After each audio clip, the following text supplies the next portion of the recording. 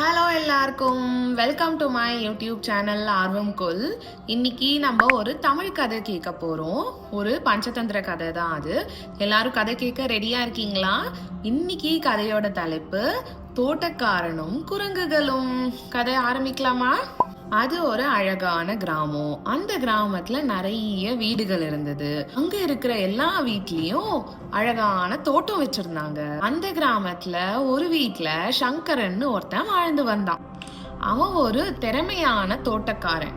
அவனுக்கு மரங்கள், செடிகள், கொடிகள், பூக்கள், பழங்கள் எல்லாமே ரொம்ப பிடிக்கும். அதை எல்லாத்தையும் எப்படி பார்த்துக்கணும், பராமரிக்கணும்னு அவனுக்கு நல்லா தெரியும்.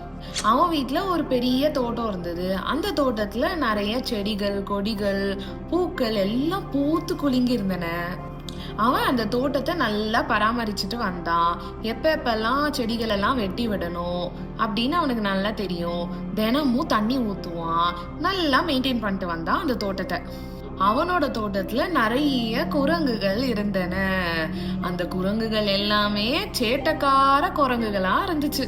ஆனா அந்த குரங்குகள் எல்லாத்துக்கும் சங்கரனை ரொம்ப பிடிக்கும். தினந்தோறும் சங்கரன் எப்படி அந்த தோட்டத்தை பராமரிக்கிறான்னு பாத்துக்கிட்டே இருக்கும். நாளடைவுல என்ன ஆச்சுன்னா, சங்கரனும் அந்த குரங்குகளும் நல்ல தோழர்களா ஆயிட்டாங்க. நல்லா பேசிப்பாங்க, பரிமாறிப்பாங்க. சங்கரனுக்கும் அந்த குரங்குகளை ரொம்ப பிடிச்சு போச்சு. இந்த குரங்குகள் என்னடானா, தினந்தோறும் அவன் தோட்டத்துல என்னென்ன பண்றான், செடிகள் எல்லாம் எப்படி பராமரிக்கிறான்றத பார்த்துட்டே இருந்து அதுங்களும் தோட்டக்கலைய கத்துக்க ஆரம்பிச்சிருச்சு. அவன் தண்ணி ஊத்தினானா குரங்குகளும் வந்து பின்னாடியே தண்ணி ஊத்தும். அவன் என்னென்ன செய்யறானோ எல்லாத்தையும் அந்த குரங்குகள் ஃபாலோ பண்ணிட்டே இருக்கும். சங்கரனுக்கு ரொம்ப சந்தோஷமா இருந்தது. ஆஹா, இந்த குரங்குகள்லாம் நல்ல தோட்டத்தை பாத்துக்குங்களே அப்படின்ட்டு ரொம்ப சந்தோஷமா இருந்தது. கொஞ்ச நாள் கழிச்சு சங்கரனுக்கு ஒரு வேலை வந்துச்சு. அந்த வேலைக்காக அவன் பக்கத்து கிராமத்துக்கு போக வேண்டிய அவசியம் வந்தது. ஆனா அந்த தோட்டத்தை நல்லா பராமரிச்சுக்கணுமே. அவன் ஊருக்கு போயிட்டானா அந்த செடிகளுக்கெல்லாம் தண்ணி ஊத்தணும், அது எல்லாத்தையும் நல்லா மெயின்டைன் பண்ணும்ல. அதனால அவன் யோசிச்சுட்டே இருந்தான். அவன் வந்து குரங்குங்க கிட்ட சொன்னா, நான் வேற ஊருக்கு போகணும், எனக்கு வேலை இருக்கு, தோட்டத்துல வேற இவ்வளோ செடி கொடிகள் இருக்கு, இது எல்லாத்தையும் நான் பாத்துக்கணுமே, என்ன பண்றதுன்னு தான் நான் யோசிச்சுட்டே இருக்கேன் அப்படின்னா. அப்ப அந்த குரங்குகள் சொல்லிச்சு, நாங்க தான் இருக்கோமே, தினந்தோறும் நீங்க எப்படி தோட்டத்தை கவனிக்கிறீங்க நாங்க பாத்துட்டு தானே இருக்கோம். நாங்க வந்து நீங்க ஊருக்கு போகும்போது நல்லா தோட்டத்தை கவனிச்சுக்கிறோம்னு சொல்லிச்சு. சரி, நீங்க வந்து செடி கொடிகளை கவனமா பாத்துக்கோங்க. எந்தெந்த செடிக்கு கம்மியா தண்ணி ஊத்தணும், எந்தெந்த செடிக்கு அதிகமா தண்ணி ஊத்தணும்னு என்கிட்ட பாத்திருக்கீங்கல்ல, அதே மாதிரியே நீங்க பராமரிக்கணும் அப்படின்னு சொன்னான் தோட்டக்காரன். அப்போ குரங்குகளுக்கு ஒரே ஷாக் ஆயிடுச்சு. என்ன சொல்றீங்க, எங்களுக்கு எப்படி தெரியும் எந்தெந்த செடிகளுக்கு நிறைய தண்ணி ஊத்தணும், எந்தெந்த செடிகளுக்கு கம்மியா தண்ணி ஊத்தணும்னு எங்களுக்கு தெரியாதே அப்படின்னுச்சு. அப்போ வந்து சங்கரன் சொன்னா, கவலைப்படாதீங்க, அது ஈஸி தான்.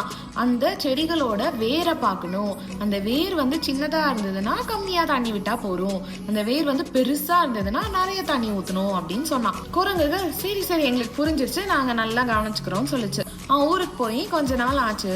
அந்த குரங்குகளும் அந்த செடி கொடிகளை தோட்டத்துல நல்லா பராமரிச்சுட்டு வந்தது. கொஞ்ச நாள் கழிச்சு சங்கரன் வீடு திரும்பினாரு. நேரா போய் தோட்டத்துல போய் சரி நம்ம செடி கொடிகள்லாம் எப்படி இருக்குன்னு போய் பார்க்கலான்னு போய் பார்த்தா அவருக்கு ஒரே அதிர்ச்சி ஆயிடுச்சு. செடி கொடிகள் எல்லாம் வெளியில வந்து அப்படியே வாடி போய் காஞ்சு சரியான இதுலயே இல்லை. அப்ப குரங்குகள்லாம் ரொம்ப சோகமா ஓரமா உட்கார்ந்து இருந்தது. அப்ப சங்கரன் வந்து கேட்டா, என்ன ஆச்சு செடி கொடிகளுக்கு, நான் போகும்போது நல்லா தானே இருந்துச்சு, இப்படி திடீர்னு இப்படி ஆச்சு அப்படின்னு அவன் ரொம்ப ஷாக்கா கேட்டான். அப்போ அந்த குரங்குகள் சொல்லிச்சான், நீங்க தானே சொன்னீங்க வேர் எப்படி இருக்குன்னு பார்த்துதான் தண்ணி ஊத்தணும்னு, எங்களுக்கு எப்படி வெளியிலேருந்து வேர் எப்படி இருக்குன்னு தெரியும், அதனாலதான் நாங்க ஒரு ஒரு செடிக்கும் போய் வேரை எடுத்து எடுத்து சின்னதா இருக்கா பெருசா இருக்கான்னு பார்த்தோம் அப்படின்னு சொல்லிச்சான். அதை கேட்டு சங்கரனுக்கு பயங்கர அதிர்ச்சி ஆயிடுச்சு. என்னது இப்படி பண்ணிட்டீங்களே செடி கொடிகளைன்னு அவன் ரொம்ப வருத்தப்பட்டான். இதுதான் இந்த கதையோட முடிவு. நம்மளோட வேலைகளை மற்றவங்க சரியா செய்வாங்களா செய்ய மாட்டாங்களான்னு யோசிக்காம அவங்க கிட்ட பொறுப்பை கொடுத்துட்டு போனா இப்படியும் நடக்கலாம். இததான் சங்கரன் கத்துக்கிட்டான். நீங்களும் இதை கத்துட்டு இருப்பீங்கன்னு நினைக்கிறேன். உங்களுக்கு இந்த கதை பிடிச்சிருந்ததா? இந்த கதை உங்களுக்கு பிடிச்சிருந்ததுன்னா என்னோட சேனல் ஆர்வம் கொள்ள சப்ஸ்கிரைப் பண்ணிக்கோங்க. இந்த மாதிரி நிறைய இங்கிலீஷ் ஸ்டோரிஸ், தமிழ் கதைகள்லாம் வந்துட்டு இருக்கு.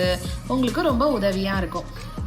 நான் இந்த மாதிரி கதைகளை நிறைய போடுவேன். நீங்க அதை பார்த்து கேட்டு ரசிக்கலாம். பாய்.